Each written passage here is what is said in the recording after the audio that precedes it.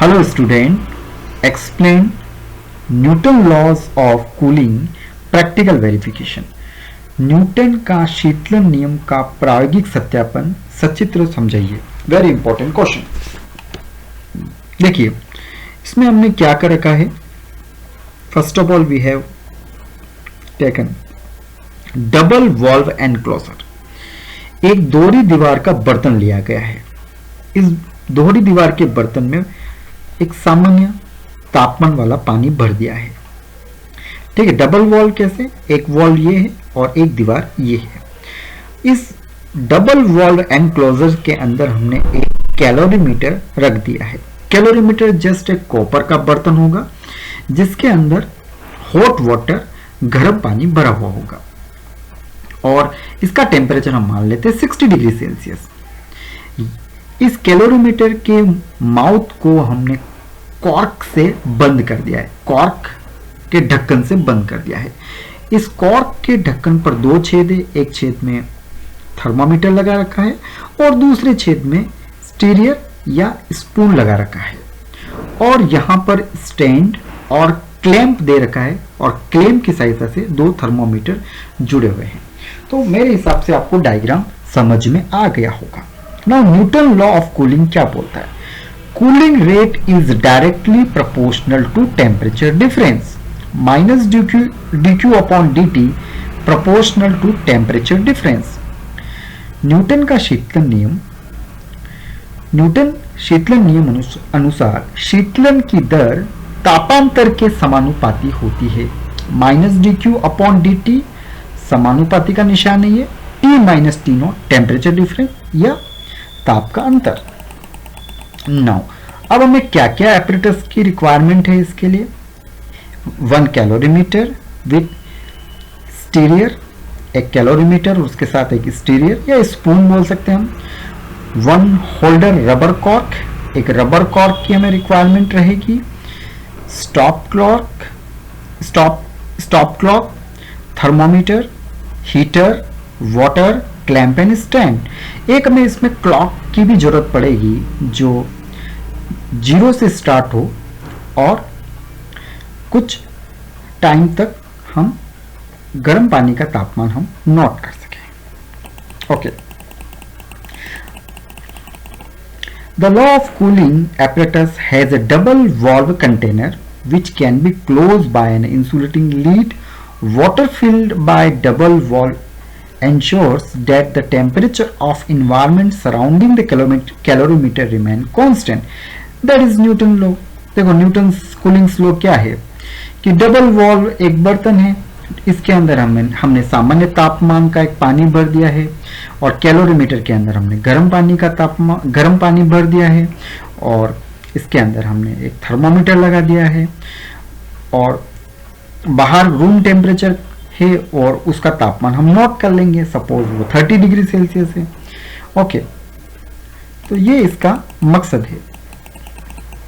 अब देखिए, अब हमें इसका प्रोसीजर या इसकी विधि क्या रहती है वो हमें समझना होगा। प्रोसीजर, फर्स्ट ऑफ ऑल हमें क्या करना है, note the room temperature as T naught. T naught is the room temperature using thermometer. सर्वप्रथम हमें कमरे का तापमान नोट करना है। कमरे का तापमान टी नॉट होता है और सपोज हमने मान लिया ये 30 डिग्री सेल्सियस है। Hot water about 60 degree Celsius is put into calorimeter. लगभग 60 डिग्री सेल्सियस गर्म पानी हमें कैलोरीमीटर के अंदर पुट करना है। Close the calorimeter with 1 holder rubber cork. Calorimeter को हमें कॉर्क के ढक्कन से टाइट बंद कर देना है। Insert the thermometer into calorimeter through the hole in rubber cork. हमने देखा कि थर्मोमीटर को और स्टीरियर को हमने कैलोरीमीटर के अंदर रखा हुआ है। यहाँ पर दो छेद होंगे, एक छेद में थर्मोमीटर और दूसरी छेद में स्टीरियर या चम्मच इस तरह से रखा हुआ है। Start the stop clock and observe the time for every 1 degree fall of temperature from 60 degree Celsius. अब हमें स्टॉप क्लॉक को स्टार्ट कर देनी है और समय के साथ हमें तापमान की रीडिंग को नोट करना है। Take sufficient amount of reading से क्लोजर टू रूम टेम्परेचर। हमें 4 से 5 रीडिंग हमें नोट कर लेनी है। The observation are tabulated. जो भी आपने रीडिंग ली उसको टेबल के अंदर नोट करनी है। Draw a graph by taking time along the X axis and temperature along Y axis. अब हमें ग्राफ बनाना पड़ेगा। टाइम को हमें एक्स अक्ष पर लेना पड़ेगा और तापमान को हमें वाई अक्ष पर लेना होगा। अब देखिए हमें जो रीडिंग ली वो रीडिंग किस तरह से है। देखो सपोज करें कि 0 मिनट पर गर्म पानी का तापमान 60 डिग्री सेल्सियस है। हमने एक घड़ी स्टार्ट कर दी, टाइमर स्टार्ट कर दिया, 0 मिनट पर 60 डिग्री सेल्सियस है। अगले 5 मिनट में हम देखते हैं कि गर्म पानी का तापमान 52 डिग्री हो गया। फिर अगले 10 मिनट में 50 डिग्री सेल्सियस हो गया। फिर 15 मिनट में 47 डिग्री सेल्सियस हो गया। 20 मिनट में गर्म पानी का तापमान 44 डिग्री सेल्सियस हो गया और 25 मिनट में 38 डिग्री सेल्सियस हो गया। तो जैसे जैसे टाइम बढ़ा वैसे वैसे टेम्परेचर भी क्या हो रहा है, कम होता जा रहा है। मतलब गर्म पानी धीरे धीरे ठंडा होता जा रहा है, ये हम सभी जानते हैं। तो आपको टाइम और टेम्परेचर आपको नोट करना है। ओके, अब देखिए आपको ग्राफ बनाना है। ग्राफ कैसे बनाएंगे, आपको एक्स अक्ष पर टाइम लेना है और वाई एक्सिस पर टेम्परेचर लेना है। ठीक है, अब आपको पता है कि 0 मिनट पर 60 डिग्री था, फिर अगले 5 मिनट में 52 डिग्री हुआ। तो इस तरह से धीरे धीरे क्या होगा कि टाइम के साथ साथ क्या होगा, जैसे जैसे टाइम बढ़ेगा वैसे वैसे टेम्परेचर कम होता जाएगा। तो इस तरह से रीडिंग आएगी। अब आपको क्या करना है, स्केल लेना है। आपने जस्ट यहां पर एक स्केल रख दिया और आपने एक स्ट्रेट लाइन खींच दी। ठीक है, सपोज करो ये 52 डिग्री सेल्सियस था। फिर आपने एक स्केल लिया, यहां से सपोज करो 50 डिग्री सेल्सियस से एक सीधी लाइन खींच ली। ठीक है, अब जहां से आपने स्ट्रेट लाइन ग्राफ पर मिल रही है वहां से वापस एक स्ट्रेट लाइन खींची टाइम तक। यहां से 50 डिग्री सेल्सियस से जो लाइन आपने स्केल से खींची, जो ग्राफ पर मिली, ग्राफ से आपने एक और स्ट्रेट लाइन खींच ली यहां से। ये देखो ये स्ट्रेट लाइन है। तो मेरे को बताया कि 50 या 52 था, ये 50 था। तो डेल्टा टी मतलब टेम्परेचर का डिफरेंस डेल्टा टी 52 माइनस 50 कितना 2 डिग्री सेल्सियस। यहाँ 52 था और यहाँ 50 था, तो 52 में से 50 को माइनस किया 2 डिग्री। फिर यहाँ और यहाँ तो 10 माइनस 5 मिनट।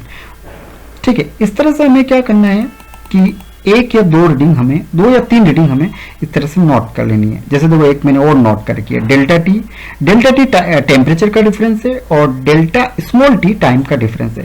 तो डेल्टा टी जैसे यहाँ से लेकर यहाँ तक सपोज करो ये 47 पे था और फिर मैंने यहाँ से लेकर यहाँ तक खींचा, तो सपोज करो ये 38 पे था, तो 47 माइनस 38 और फिर 15 एंड 25, तो 25 माइनस 15, तो 25 में से 15 माइनस कर लूंगा वो 10 मिनट आ जाएगा। 47 में 38 माइनस कर लूंगा 9 डिग्री आ जाएगा। तो इस तरह से 2-4 रीडिंग आपको इस ग्राफ से मिल जाएगी। अब आपको करना क्या है, आपको इस तरह से एक टेबल और बनानी है। dt अपॉन dt या d capital T upon d small t। तो dt मीन्स ये आपको मिल गया 2 डिग्री अपॉन 5 मिनट, तो 2 डिवाइडेड बाय 5। ओके, और t टेम्परेचर हमने ऑलरेडी पता है, टेम्परेचर क्या था, जैसे 60 डिग्री, तो यहां पर आप लिखोगे 60 और t नोट कितना था, t नोट 30 था। तो इस तरह से आपको एक टेबल और बनानी है।